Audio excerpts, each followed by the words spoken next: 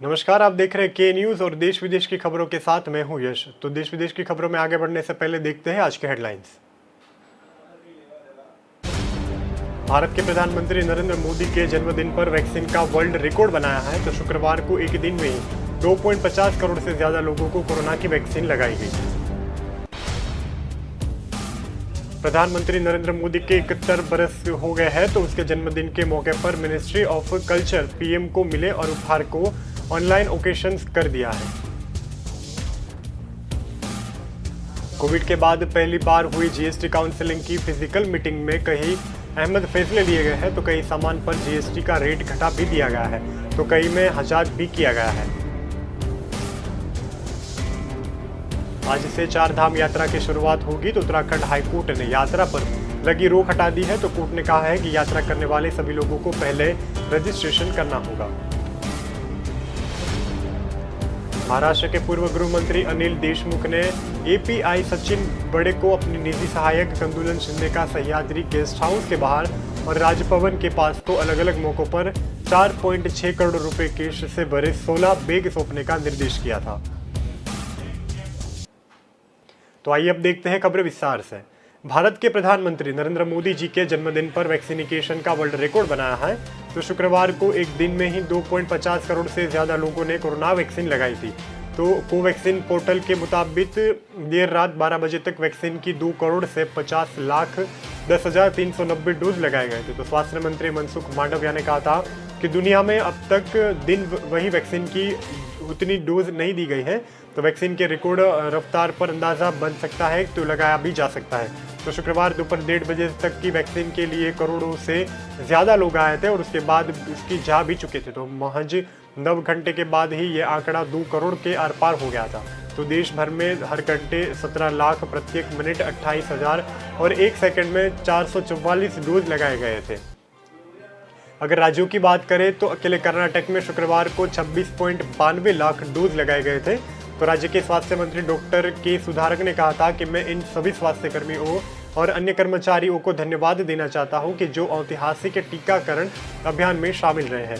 तो स्वास्थ्य और परिवहन कल्याण मंत्रालय ने कहा था कि राज्यों के और केंद्र शासित प्रदेशों को भी वैक्सीन के लिए 87.87 करोड़ से ज्यादा डोज उपलब्ध भी कराए जाएंगे।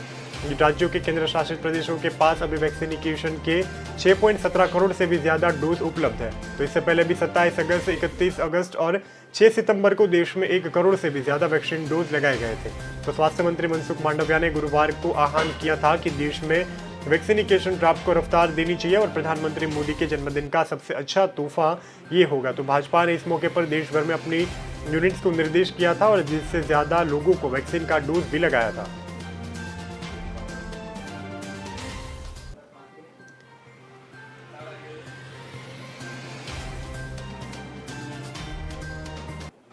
प्रधानमंत्री नरेंद्र मोदी के 71वें बरस हो गए हैं। तो उसके जन्मदिन के मौके पर मिनिस्ट्री ऑफ कल्चर पीएम को मिले थे और उपहार में ऑनलाइन ऑप्शन भी कर दिया गया था। तो ऑनलाइन ऑप्शंस में 17 सितंबर से 7 अक्टूबर तक चलने वाला इस वैक्सीन सेंटर में करीब 1300 हाइट्स होंगे और इसके बाद टोक्यो पैरालंपिक में भी विजेताओं की और पीएम मोदी को दिन एक गिफ्ट भी दी शामिल की जाएगी। तो इस गिफ्ट में गोल्ड मेडलिस्ट नीरज चोपड़ा का जेवलिन और पैरालंपिक खेलों का सिल्वर मेडल जीतने वाले नोएडा डीएम सुहास एलवाल और यतिराज का बैडमिंटन रैकेट भी शामिल है। तो इस ओकेशन पर आज से शुरू हो गए हैं। तो ताज़ा अपडेट के मुताबिक टोक्यो पैरालंपिक में सिल्वर मेडल जीतने वाले सुहास एलवाल के रिकॉर्ड की बोली 10 करोड़ तक लग चुकी है। तो नीरज चोपड़ा के जलविल की बोली भी 1 करोड़ 20 लाख तक लग चुकी है। तो बॉक्सर लवलीना बोरकेट के गर्ल्स की बोली भी 1 करोड़ 80 लाख के आर पार हो चुकी है। नीरज चोपड़ा ने जेलविन के साथ पैरालंपिक खेलों में भी भारत के लिए गोल्ड जीतने वाले सुमित अंकित के जेलवान का बेस्ट भी प्राइज भी करीब 1 करोड़ रुपए रखा गया है। तो इस ओकेशन में पैरालंपिक खेलों में गोल्ड और ब्रॉन्ज मेडल जीतने वाले शूटर अवलिन लेखरा की साई भी इसके साथ जुड़ी हुई है। तो पैरालंपिक में कांस्य पदक जीतने वाली हॉकी टीम के सिस्टम का भी प्रेस साइड 80 लाख रुपए बनाया गया है। तो ब्रॉन्ज मेडलिस्ट लवलीना एवं बोर्गे होन के वैक्सीन गव्स का बैग भी इसमें 80 लाख रुपए लगाए गए हैं।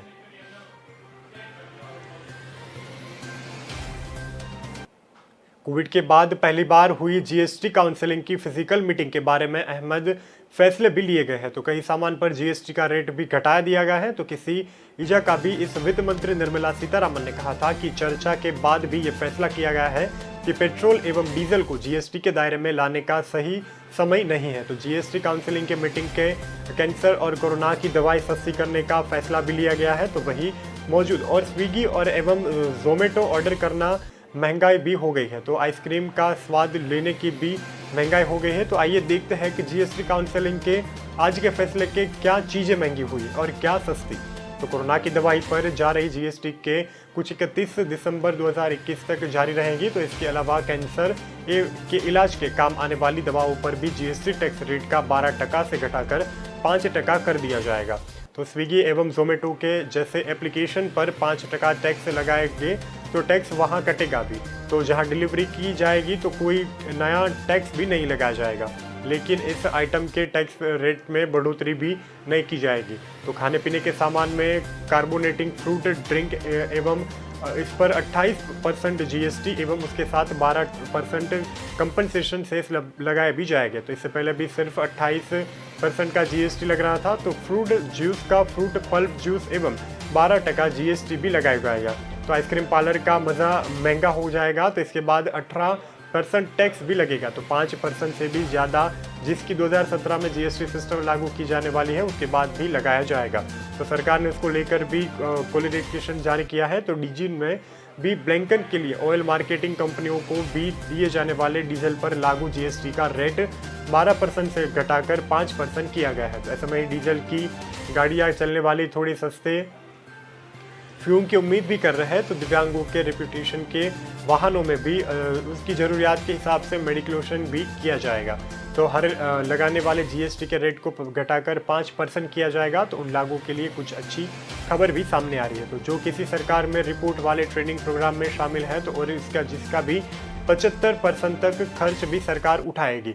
तो उसके बाद ट्रेनिंग प्रोग्राम के लिए जीएसटी नहीं देना पड़ेगा और अभी भी सिर्फ 100% संस्कारी फंडिंग वाले ट्रेनिंग प्रोग्राम की टैक्स भी की जाएगी।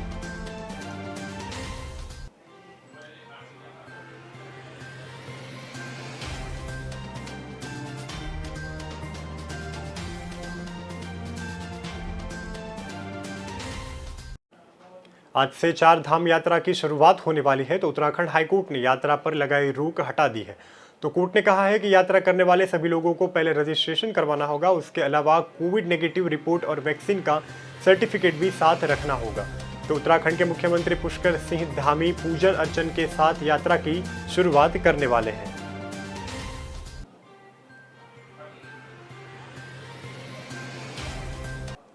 महाराष्ट्र की बात करते हैं तो महाराष्ट्र के पूर्व गृह मंत्री अनिल देशमुख ने एपीआई के सचिव बड़े को अपनी निजी सहायक कुंदन शिंदे को सह्याद्री गेस्ट हाउस के बाहर एवं राजभवन के पास 2 अलग अलग मौके पर 4.6 करोड़ रुपए का कैश में भरे 16 बैग सौंपने का निर्देश दिया गया था। तो इस बात का खुलासा प्रवर्तमान निवेदन की ओर से हाल ही में विशेष पीएमएल के कोर्ट दायरा बातचीत में बात हुई है। तो देशमुख ने कहा था कि पर वजह से इस जैसे शहर के बार मालिकों से भी वसूले थे। तो चार्जशीट के सचिन बड़े के साथ ईडी के कुछ शैक्षणिक संस्थाओं को भी चलाने वाले एक ट्रस्ट एवं नवी मुंबई के एक कंपनी को भी शामिल किया गया है। तो कई 100 करोड़ की संपत्ति का मालिक ना एक रखने वाली इस कंपनी का भी स्वामित्व देशमुख के परिवार के लोगों के पास है। तो इसके अलावा अभी ईडी के देशमुख के प्राइवेट सेक्रेटरी संजीव पंडाले एवं पीए के शिंदे खिलाफ चार्जशीट भी दायर की गई है। तो दोनों के ईडी के गिरफ्तार किए जाएंगे और जिसके बाद से वे जेल में भी बंद होंगे। तो ईडी की अदालत को बताया कि वे अनिल देशमुख एवं उनके परिवार के सदस्यों के खिलाफ जांच जारी रखे हुए उसने बताया था कि जांच पूरी करने के बाद वह उनके खिलाफ सप्लीमेंट्री चार्जशीट भी खाली करेंगे। तो ईडी अदालत ने बताया था कि अनिल देशमुख महीनों से ईडी के सम्मान के बच रहे थे और उसके बाद उन्होंने देश छोड़ने से रोकने के लिए एक आउटलाइन सर्कुलेशन भी जारी किया था।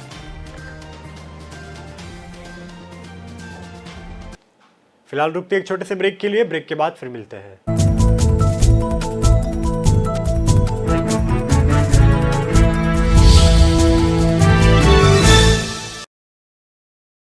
पन्ना काळी बा अंधियारी रे मांझल रात अंधियारी रे आधी रात ले नानो सऊदियो साथ चित्तौड़ दुर्ग सू एकली चली कुंभल गढ़ताई चाल पड़ी मेवाड़ धरा पे उन वीरा में राज करे बनवीर ये माँ राज करे बनवीर ये दिल का परिंदा उड़ चला अंदाज अपना मन चला खुद की तो सुन ले जी भर के जी ले रुकना ना तू अब ठहर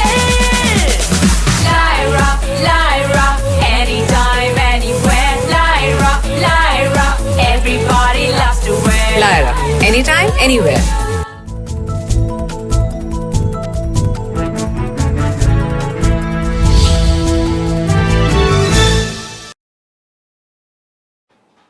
ब्रेक के बाद आपका स्वागत है। अब देखते खबरें आगे की। प्रधानमंत्री नरेंद्र मोदी ने ताजिकिस्तान की राजधानी दुशांबे में हो रहे शांघाई सहयोग संगठन समिति को शुक्रवार को वर्चुअली संबोधित किया था। तो मोदी ने पाकिस्तान के प्रधानमंत्री इमरान खान एवं चीन के राष्ट्रपति शी जिनपिंग की मौजूदगी में कट्टरपंथ का तीखा हमला भी बोला था। तो मोदी ने कहा था कि मेरा मानना है कि इस क्षेत्र में सबसे बड़ी चुनौतियां शांति, सुरक्षा और भरोसे की कमी के संबंधित में हो रही है। तो इस समस्या का मूल कारण बढ़ता जा रहा है, तो कट्टरपंथ भी यही से फैल रहा है। तो अफगानिस्तान में हाल में ही घटनाक्रम के इस चुनौती को भी उन्होंने स्पष्ट कर दिया था। तो इस मुद्दे पर SCO का पहल करने का कार्य भी शुरू किया था। तो प्रधानमंत्री ने कहा था कि यदि हम इतिहास पर नजर डालें तो पाएंगे कि मध्य एशिया का क्षेत्र मॉडर्न और प्रगतिशील संस्कृति एवं मूल्यों का गढ़ रहा था। तो सूफीवादी जैसे परंपराएं आई तो सदियों से पनपी एवं पूरे क्षेत्र और विश्व में उसकी फैली भी जा चुकी थी। तो उनकी छवि हम आज तक भी इस क्षेत्र की संस्कृति विरासत में देख सकते हैं। तो मध्य एशिया की एक ऐतिहासिक धरोहर के आधार पर SCO को कट्टरपंथ एवं मच्छरपंथ में लड़ने का सजा टेम्पल एवं डेवलप करना भी चाहिए। तो मोदी ने यह भी कहा था कि भारत में और SCO के लगभग सभी देशों में इस इस्लाम के जुड़ी मेडिटेशन टॉयलेट को एवं कॉन्फ्लुएंसिंग संस्था और परंपराओं के लिए SCO के उन्हें बीच एक मजबूत नेटवर्क विकसित करने के लिए काम भी करना चाहिए।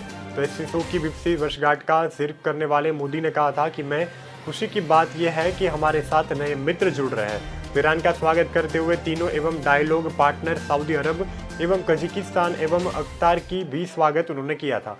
तो प्रधानमंत्री नरेंद्र मोदी ने कहा था कि अफगानिस्तान में हाल के घटनाक्रम का सबसे अधिक प्रभाव हम जैसे पड़ोसी देशों पर होगा। तो इसलिए इस मुद्दे पर क्षेत्रीय फोकस एवं क्षेत्रीय सहयोग बहुत ही आवश्यक है। तो इस संदर्भ में उन्होंने कहा था कि हमें 4 विषयों पर ध्यान भी देना होगा। पहला मुद्दा यह है कि अफगानिस्तान में सत्ता परिवर्तन कंफ्यूजिंग नहीं है और बिना नेगोशिएशन के हुए भी नहीं है। तो इसके नई व्यवस्था की स्वीकार्य भी किया जाएगा और उससे उठते सवालों को भी हम लोग जवाब देंगे। तो महिलाओं की अल्पसंख्या एवं सहित अफगान समाज के सभी वर्गों का प्रतिनिधित्व भी महत्वपूर्ण रहेगा।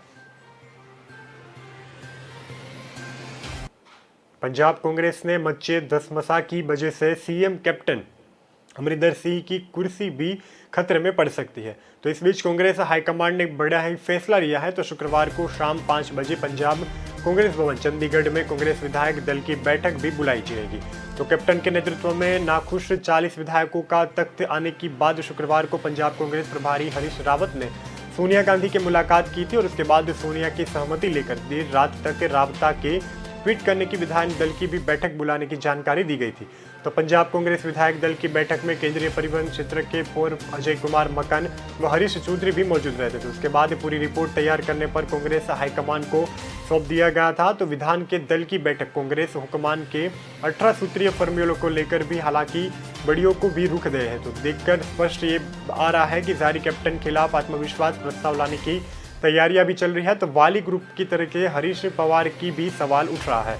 तो जिसकी वजह से 2 परिवर्तन क्षेत्र में भेजा जाएगा और ताकि जब तक किसी को आवाज उठाने का मौका ना मिले।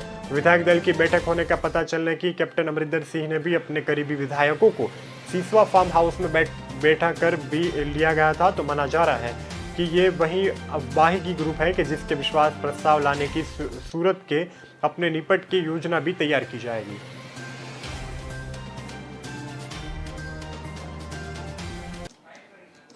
अब बात करते हैं उत्तर प्रदेश की, तो उत्तर प्रदेश की राजधानी लखनऊ में दर्दनाक तस्वीर सामने आई है। यहाँ पे वीआईपी इलाकों के शुमार जानकारी के एक रिवेक्शन की लाश मिल गई है। तो सड़क पर पानी के बीच मिली लाश में गले बिजली के तार का फंदा भी लगाया हुआ है। तो गरीब रिएक्शन के हाथों में 50 रुपए का नोट भी थमा गया था। तो रिश्वत के फटने पड़ने पर पुलिस ने शव को कब्जे में लेकर पोस्टमार्टम के लिए भेज दिया गया है। तो पुलिस अफसरों का कहना है कि बारिश के बीच तार टूटने गिरने एवं मौत भी हो सकती है। तो पुलिस ने हत्या के एंगल से भी मामले की जांच शुरू की है। तो पुलिस का कहना यह है कि शव के आधे कपड़े उतरे हुए हैं, तो इसलिए ऐसी संभावना है कि किसी ने लूटपाट के लिए हत्या भी कर दी होगी। तो जानकारी पूरब इंस्पेक्टर कुलदीप सिंह एवं गौर ने बताया था कि गुरुवार को हुई बारिश के चलते जानकीपुरम सेक्टर में आशंक चौरा के जानकीपुरम थाना की तरीके से आने वाले रास्ते पर लगभग राव भी हो सकता है। तो शुक्रवार को थोड़ा पानी निकला होगा। तो सड़कों पर एक अज्ञात रिक्शा चालक का शव पड़ा मिला था। तो उसकी उम्र 50 साल की बताई जा रही है। तो उसके शरीर पर भी नीली धारीदार टी शर्ट एवं नीले रंग का अंडरवियर था। मृतक के पास उसका रिक्शा भी खड़ा था। तो मृतक के गले में तार का फंदा फंसाया था। तो उसके गला भी कटा हुआ लग रहा था। तो करंट होने के बाद भी गले के इंसान पर अधेड़ पानी गिरा होगा और उठ भी नहीं सका होगा। तो हालांकि उसके साथ ही 50 रुपए एवं गले के तार पर फंदा होने की हत्या के बिंदु पर पड़ताल की भी जांच अभी चल रही है।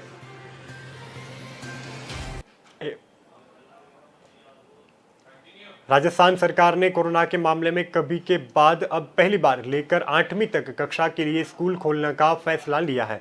तो गृह विभाग ने शुक्रवार को इसके लिए नई गाइडलाइंस भी जारी कर दी है। तो नई गाइडलाइंस में शादी समारोह में 200 लोगों की शामिल भी होने की छूट छाट दी गई है। तो अभी तक शादियों में 50 लोगों की शामिल किया गया था। तो 20 सितंबर से 6वीं के 8वीं एवं 27 नवंबर से पहली बार 5वीं क्लास तक बच्चे को स्कूल खोलने की पहले कैफ में ही 50 बच्चों को ही स्कूल बुलाया जाएगा। तो प्रदेश की सभी सरकारी दफ्तरों में भी 100% कर्मचारियों को भी बुलाया जाएगा। तो सिनेमा हॉल एवं थिएटर मल्टीप्लेक्स पूरी क्षमता के साथ सुबह 9 बजे से लेकर रात 10 बजे तक खुले रहेंगे और वे ही दर्शक का भी सड़ेंगे। तो जिन्होंने कहा था कि वैक्सीन के कम होने पर भी लोगों को लगाव भी दिया जाएगा, तो वैक्सीन वाले को अनुमति भी नहीं होगी।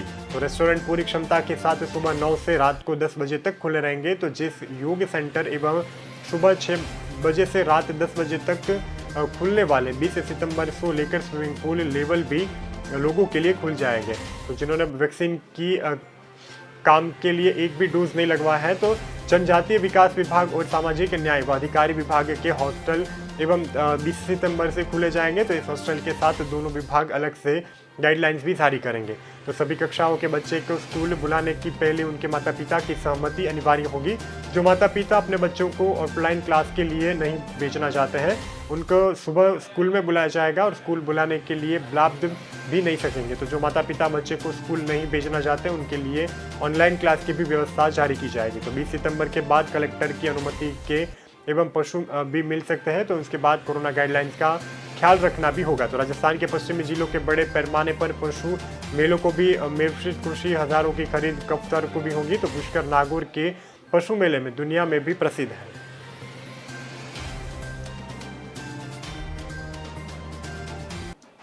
निलंबित आरपीएस हीरालाल व महिला कांस्टेबल को शुक्रवार को दोपहर एसओजी ने पोस्ट कोर्ट के लिए पेश किया गया है। तो कोर्ट में दोनों की रिमांड 3 दिनों के लिए बढ़ा दी गई है। तो दोनों पर स्विमिंग पूल में 6 साल के बच्चे के साथ अश्लील हरकत करने का आरोप भी उन पर लगाया है। तो आरोपियों ने वकील खारखून अरवली ने पोस्टमार्टम 1 में मामला नहीं बनाने का तर्क भी दिया था। तो अश्लील वीडियो प्रकरण में दोनों आरोपी सहित 6 पुलिस अधिकारियों को सस्पेंड भी किया जा चुका है। तो एसओजी ने कोर्ट में कहा था कि सभी दोनों के लिए बिंदाव की जांच की और जांच के कई सवालों को लेकर भी पूछताछ भी की जाएगी। तो एसओजी ने रिमांड बढ़ाते हुए उनके मांग की थी। तो आरोपी ने कहा था कि और से एडवोकेट फारूक अली ने कहा था कि पूरा मामला पंक्शो एक्टा में भी बना जाएगा। तो अब आरोपियों का रिमांड नहीं दिया जाएगा और दोनों को न्यायिक अभिरक्षा में भेज भी दिया जाएगा। तो उन्होंने कहा था कि पूछताछ में कुछ ही बाकी नहीं है। तो मजिस्ट्रेशन ने देखा था कि शर्मा ने दोनों पक्षों के दलील सुनने के बाद रिमांड भी बढ़ाया था।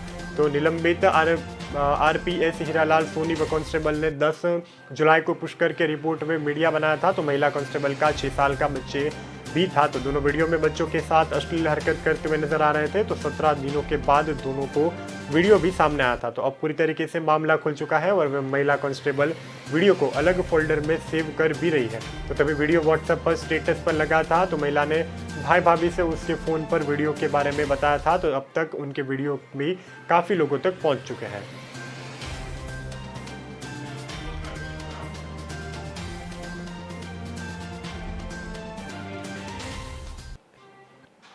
अभिनेता सोनू सूद के घर एवं दफ्तर पर सिनेमा 6 ठिकानों पर इनकम टैक्स डिपार्टमेंट की रेड लगातार तीसरे दिन भी जारी है।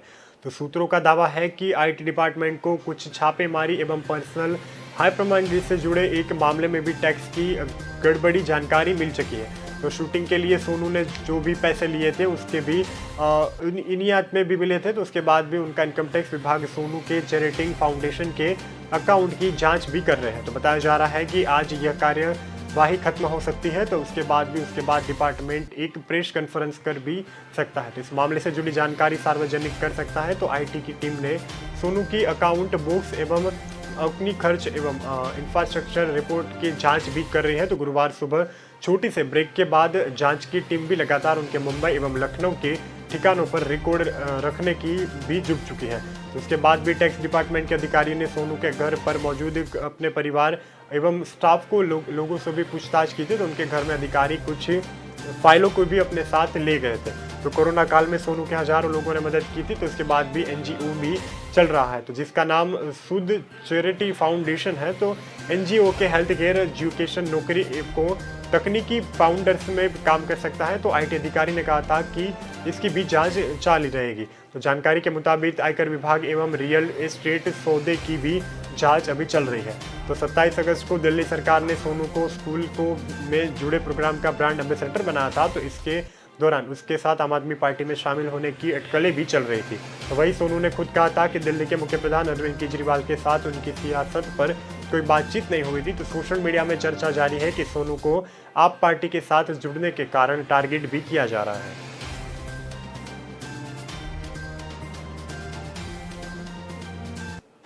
आरएसएस के प्रमुख मोहन भागवत ने शुक्रवार को अपने उदयपुर प्रवास के दौरान संघ के प्रचार के साथ साथ बैठक भी बुलाई थी। तो भागवत ने 3 दिन के दौर में लिए गुरुवार को पहुंचे थे और भागवत ने सेक्टर 4 स्थित विद्या निकेतन स्कूल में भी ठहरे हुए थे। तो उनके साथ यहां ठहरने पर पूरी स्कूल छानवी के लब्धि को लेकर भी चुका गया था। तो Z+ सुरक्षा चलते हुए स्कूल के चारों ओर सुरक्षाकर्मी भी नजर आ रहे थे। तो भागवत ने शनिवार को संगठन अग्रणी श्रेणी के कार्यकर्ताओं से बैठक भी लेंगे। तो वहीं 19 सितंबर को प्रबुद्ध नागरिकों के संवाद भी उसने किया था। तो भागवत ने शुक्रवार को क्षेत्र चित्तौड़ प्रांत में प्रचारकों के साथ संगठन के प्रचार और विस्तार पर बात भी की थी। तो 25वें संघ पर पूरे हो रहे 100 वर्ष को लेकर भी चर्चा होगी।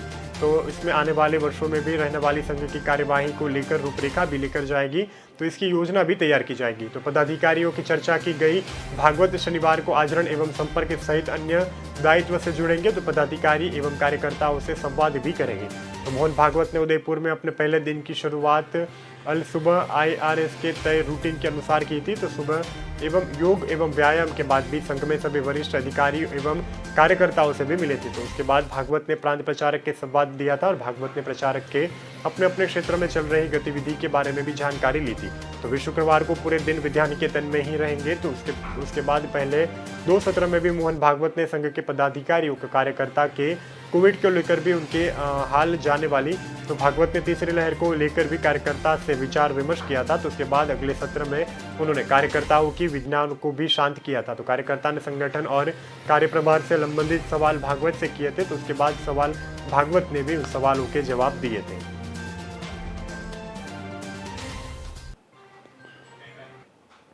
अब बात करते हैं राजस्थान की। तो राजस्थान में अब अगले 6 महीने के लिए बिजली संकट टल गया है। तो अगस्त महीने में भी कमजोर मानसून एवं गर्मी के कारण बिजली की मांग बढ़ गई थी। तो प्रदेश में भी बिजली संकट पैदा हो गया था। तो सितंबर को अच्छी बारिश होने के बाद तापमान में भी गिरावट आ गई है। तो बिजली की भी मांग तेजी से घट रही है।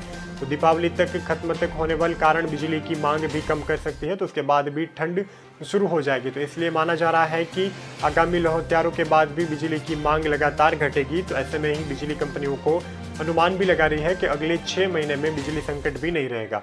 तो आंकड़ों से पता चल रहा है कि बिजली के संकट अगस्त महीने से पैदा हुआ था, तो 19 अगस्त को लेकर 1115 लाख यूनिट की अतिरिक्त खत्म भी हो गई थी। तो क्योंकि मानसून कमजोर पड़ गया था, तो घर, खेत एवं उद्योग में भी पानी और कूलिंग के लिए बिजली की मांग अचानक बढ़ते कारण ऐसा भी हुआ था।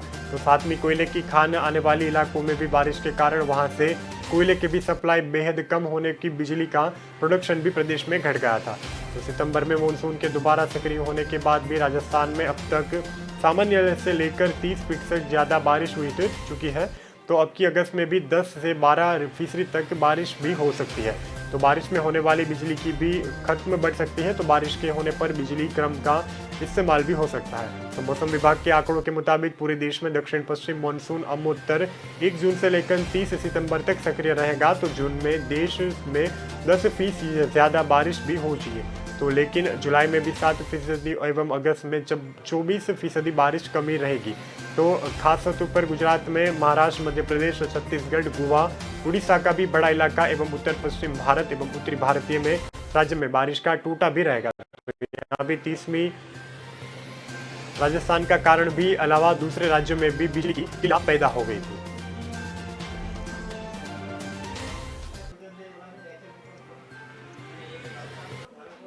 मध्य प्रदेश में भले ही अभी विधानसभा चुनाव में 2 साल का समय बाकी है, लेकिन भाजपा के मिशन 2023 के लिए जामिनी भी तैयार हो चुकी है। तो केंद्रीय गृह प्रधान अमित शाह आज जबलपुर आ रहे हैं। तो अमित शाह ने कहा था कि इस दौरान वे आदिवासियों के 2023 के चुनाव के लिए भुलाने की कोशिश के रूप में भी देखा जाएगा। तो बजट की तरीके से राज्य में 43 समूह वाले आदिवासी की आबादी 2 करोड़ से भी ज़्यादा है।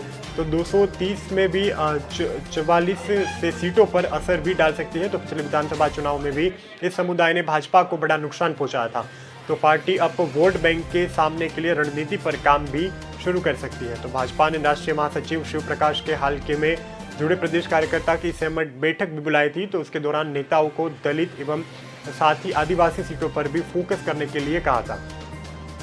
कयास लगाते हुए उन्होंने कहा था कि अमित शाह अपने इस दौर में आदिवासी को पार्टी में जोड़ने का अभियान में जान फूंकने की कोशिश भी कर रहे हैं। तो भाजपा के सूत्रों ने बताया था कि ट्राइबल बेस्ड इलाकों में भी शाह अपने इन दौरों पर भाजपा के प्रयासों को नई तकाजेगी। तो महाकौशल इलाके में भी आदिवासी की अच्छी आबादी भी मौजूद है।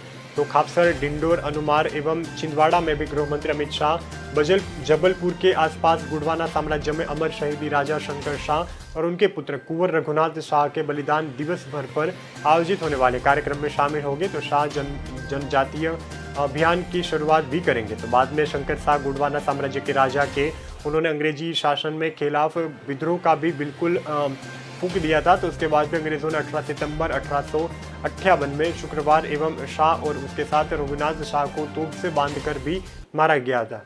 तो उसकी वजह से भाजपा के हाल में ही जबलपुर के लिए एसटी मोर्चे के बैठक पर उनको आदिवासी बहुमूल्य हिलाने में अपनी स्थिति को भी समझाया था। तो भाजपा मानकर चल रही है कि 2023 में सत्ता में फिर वापसी आदिवासियों को खुश करने के लिए बहुत ही मुश्किल होगी। देश विदेश की खबरों में हाल इतना ही, और देश विदेश की खबरें देखने के लिए देखते रहिए के न्यूज़। नमस्कार।